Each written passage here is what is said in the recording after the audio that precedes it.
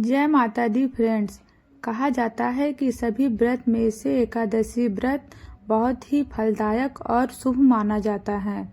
जो लोग व्रत एकादशी का नहीं कर पाते हैं या समर्थ नहीं है करने में, तो वेदों में शास्त्रों में लिखा हुआ है कि वह व्रत कथा सुनने पर ही उतना फल मिलता है।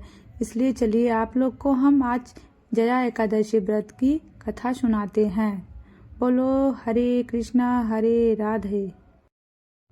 युधिष्ठिर और भगवान में संवाद चल रहा था। युधिष्ठिर ने कहा, हे भगवान, आप समस्त जगत के सृष्टिकर्ता, पालक तथा नाशक हो। आपकी जय हो, आपकी जय हो, आपकी जय हो।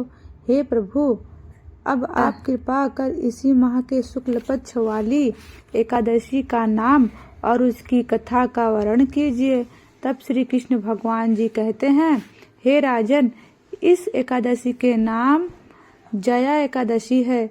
इसका व्रत करने से ब्रह्म हत्या के पाप से भी मुक्ति मिलती है तथा भूत प्रेत पिशाच की बुरी योनियों से छूटकर स्वर्ग को प्राप्त करती है।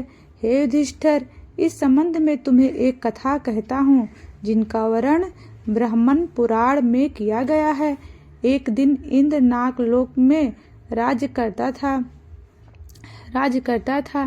तब एक दिन अमृत पान कर अप्सराओं के साथ नंदनवन में आकर क्रीड़ा करने लगा। अपनी इच्छा उन अप्सराओं के साथ नृत्य कर रहा था और गंधर्व गान कर रहे थे। तब वहां पर गंधर्वों में श्रेष्ठ पुष्पदंत और उसकी पुत्री चित्रसेन, स्त्री मलिन, वह मलिन का लड़का माल्यवान भी उपस्थित थे। उसी समय वहां एक पुष्पवती नामक गंधर्व स्त्री माल्यवान पर मोहित हो गई। तब उसने अपने रूप सौंदर्य से माल्यवान को वश में कर लिया। हे राजन, वह गंधर्व स्त्री अत्यंत सुंदर थी। ऐसी सुंदरता देखकर माल्यवान भी पुष्पवती के ऊपर मोहित हो गया। यह दोनों कामदेव के वशीभूत होकर भी इंद्र की सभा में गा रहे थे और पर उनका मन स्थिर नहीं था, इसलिए वो गलत गाने लगे। यह देखकर इंद्र ने उनकी भावनाओं को समझ लिया, लेकिन वो अपना अपमान समझने की वजह से उन्हें श्राप दे दिया और वो दोनों स्त्री पुरुष को पिशाच रूप धारण करने के श्राप दे दिया। हिमालय पर्वत पर पिशाच रूप धारण कर स्त्री पुरुष के रूप में दुख भोगने लगे। उस समय उन्हें गंधर्व रस स्पर्श इत्यादि का कुछ भी ज्ञान नहीं था। उस स्थान पर इतने दुखी थे कि उन्हें सर्दी के कारण निद्रा भी नहीं आती थी। एक दिन पिशाच ने अपनी रानी से कहा, हमने पहले के जन्म में कुछ ऐसे कर्म किए थे जिनके कारण हमें पिशाच योनि में इतने घोर कष्ट सहने पड़ रहे हैं।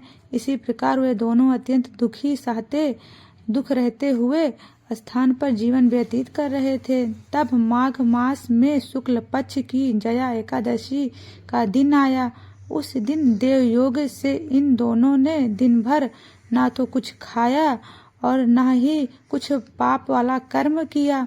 केवल फूल फल को खाकर ही रात की सर्दी के मारे एक पीपल के नीचे बैठकर जागरण करते हुए रात्रि गुजार दी। प्रातःकाल भगवान नारायण की कृपा से ये दोनों पिशाच देह छूट गई।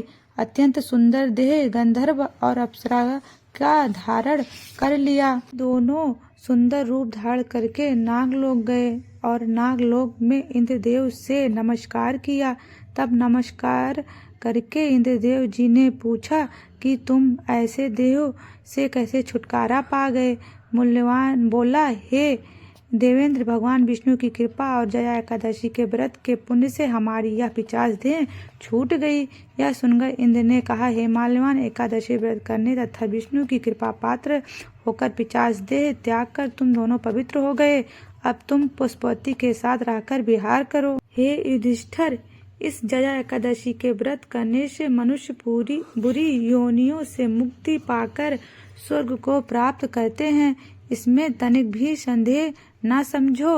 बोलो जया एकादशी की जय हो। जय विष्णु भगवान की। फ्रेंड्स, आपको यह मेरी वीडियो कैसी लगती है? अगर अच्छी लगी हो तो आप प्लीज़ मेरे वीडियो को लाइक कीजिए और कमेंट कीजिए, क्योंकि आपके लाइक से हमें मोटिवेट मिलता है।